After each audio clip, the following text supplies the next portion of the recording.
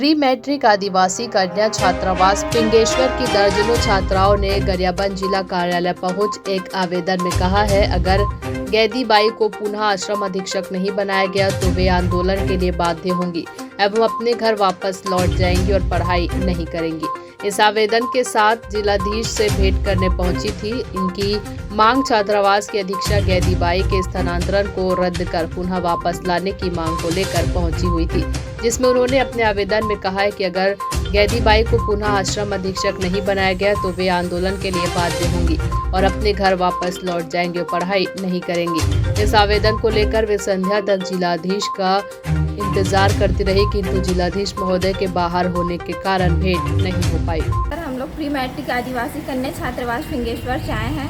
हमारी अधीक्षिका मैम श्रीमती गैंदी ध्रुव का ट्रांसफ़र जो है उनके स्कूल में अमलोर में हो गया है।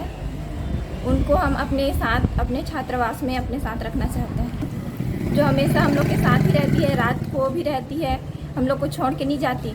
माँ बाप की कभी कमी महसूस होने नहीं दी है। हम लोग को उनसे ना बहुत ज़्यादा लगाव हो गया है। अब हम लोग ना उनसे दूर नहीं रहना चाहते हैं, क्योंकि हम लोग पालक है और उनकी समस्या ये है कि उनकी अधीक्षिका एक जगह से दूसरे जगह मतलब जा रही है। बच्चों की लगाव उनके ऊपर मतलब अधिक स्नेह है, मतलब अधीक्षिका और बच्चों के प्रति।